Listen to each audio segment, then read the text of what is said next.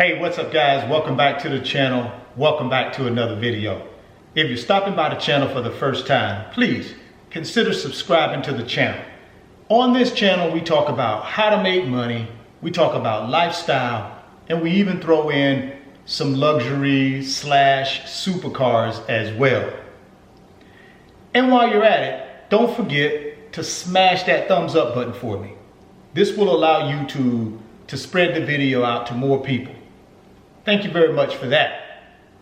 Today, I'm going to be doing a part 2 video of a video I did about a year and a half ago. The title of that video was, I never pay cash for any of my luxury cars. And here's why. That video did pretty well, has about 250,000 views. But one of the questions that continued to pop up in the comment section of that video was, hey man, why don't you get a whiteboard and walk us through a scenario and kind of tell us why you don't pay cash for your cars, and it'll make more sense to us if we can see it in black and white. So I decided today, why not go ahead and do that? Now, a year and a half ago when I did that video, it was a video and the car that I used was my Range Rover SVR. In today's video, we're going to be using my SL63 AMG. And I'm going to walk you guys through why I never pay cash for any of my cars. In this particular scenario for the SL63 AMG, the cost of that car when I purchased it was $75K. And I financed 100% of the purchase price. It was a 2013, and I purchased it in 2018, specifically February 2018. So I've owned the SL63 AMG about 28 months. My interest rate on that particular car loan is 2.5% interest rate. My monthly payment is $1,330. I financed it for a 60-month term. So those are the particulars on the loan. Now you might ask yourself, hey, why would you take a loan out and not just pay cash for the car? Well, I could have done that. But there's a specific reason why I didn't do that. And that reason is opportunity cost. And we'll get into that in a second. But let's stay over here on the financing terms of the SL63. So in 28 months, I paid $3,650 in interest to the credit union who lent me the money to purchase the SL63.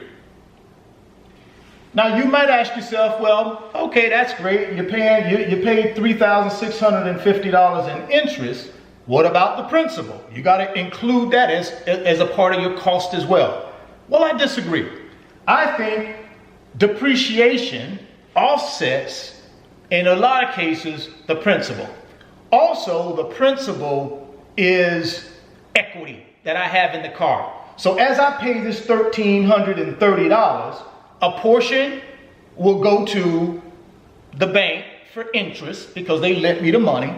And then the other portion will go to pay down the loan, which is basically increasing my equity in the car. So I don't include the principal pay down in my calculation because all the principal pay down is doing is building equity in the car for me. Now the depreciation thus far, in the 28 months that I've owned it, I do include in my calculation, I include in my expense, which is roughly $20,000. Now some of you might say, well, where do you get that number from? Well, I went out and I took a look at several different NADA, Kelley Blue Book type of companies that will give you a quick value of what a current 2013 SL63 AMG would be selling for with low miles, clean condition, no major issues with the car. And at this point, the SL, based on my research, is worth about $55,000. So if I paid $75 and today it's worth $55,000, the car is depreciated by $20,000. So right now we know a couple of things. We know how much my cost is for the loan, which is $3,650 for the first 28 months of my 60-month term.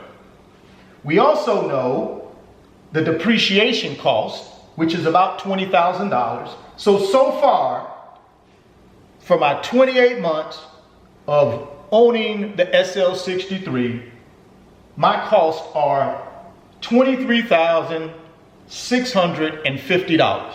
Now, some of you will say, well, hey, you got to add in insurance, you got to add in your gas costs, you got to add in any repair and maintenance. Well, not really. I don't add that stuff in because whether I paid cash for the car or I financed the car, I'm going to still have those costs.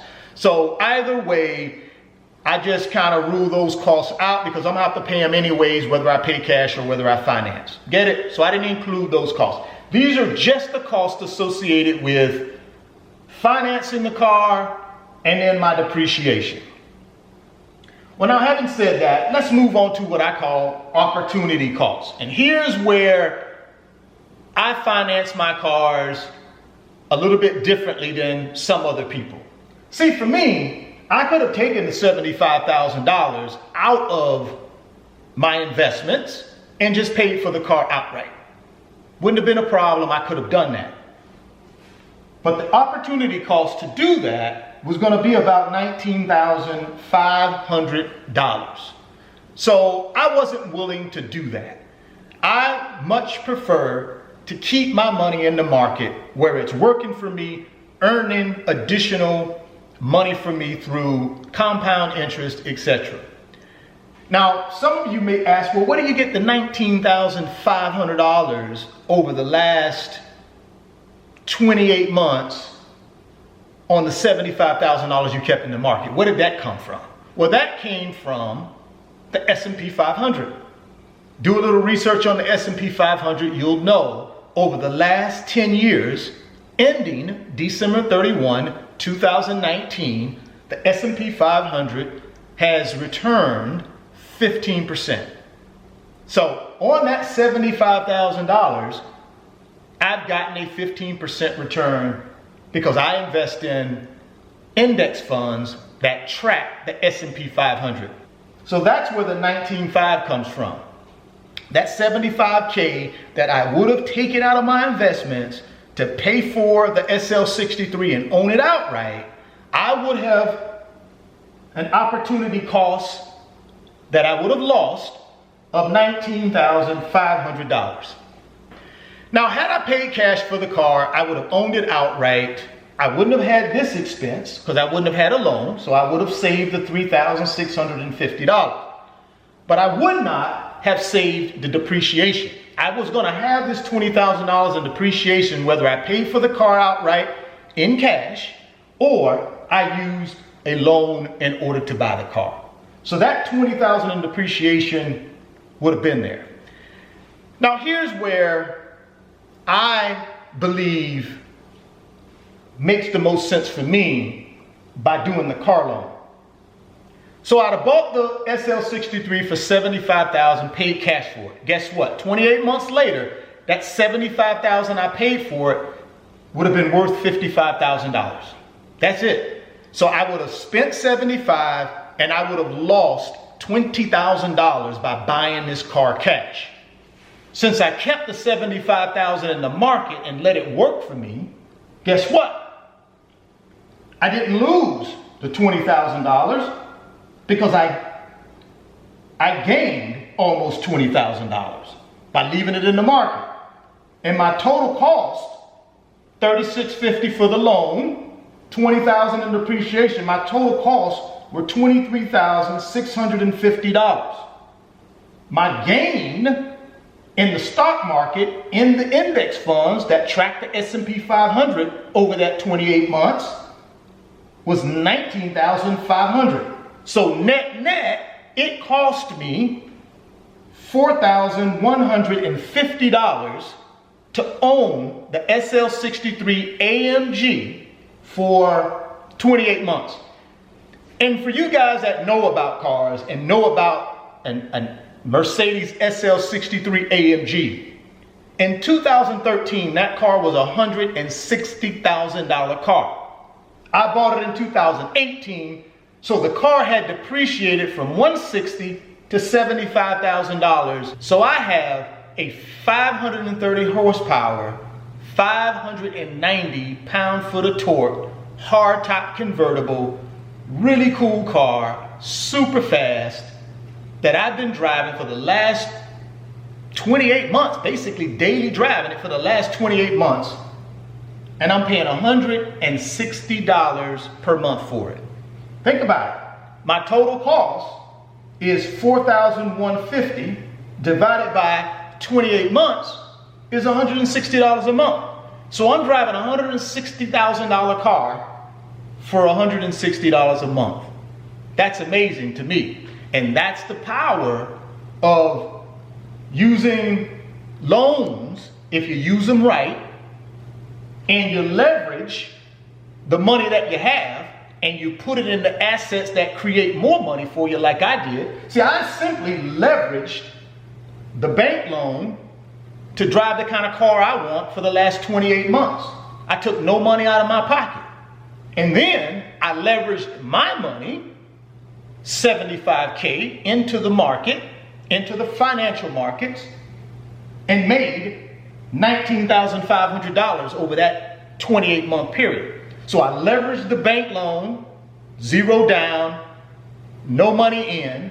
I leveraged my money to make 20 grand basically, and net, it cost me $160 a month to drive a $160,000 luxury Mercedes. Well, guys, drop me some comments. I'm sure there are going to be a lot of comments about this particular way I never pay cash for my cars and the reason why I don't pay cash. I'm one of these guys. I'm all about making money. I'm all about leverage, but good leverage. And if you want to do the same thing, you can. Now, obviously, you got to have good credit so you can get the very best loan rates. You got to have some cash as well. But guess what? In my company called RF Financial Consulting, I help individuals like you on a one-on-one basis where we talk about strategies like this to make you money, to grow your wealth, and ultimately to set you free financially like I am. If you're interested in that, please, down in the description box of the video, you'll see an email address for RF Financial Consulting. Shoot me an email and we can talk about how I can help you do exactly what I do as it relates to leveraging bank money, leveraging your money, and growing your wealth. Also, you can DM me on Instagram at RichardFane28 as well in order to talk with me about RF Financial Consulting. Well, all right, guys, thanks for stopping by the channel. If you're stopping by for the first time, again, please subscribe to the channel. Learn about how to make money. Learn about how to create the lifestyle you want. And then, again, ultimately, learn how to be financially free. Thoughts become things. If you can see it in your mind, you can hold it in your hands. You guys keep chasing your greatness and never stop believing in yourself. And I'll catch you on the next video. Peace.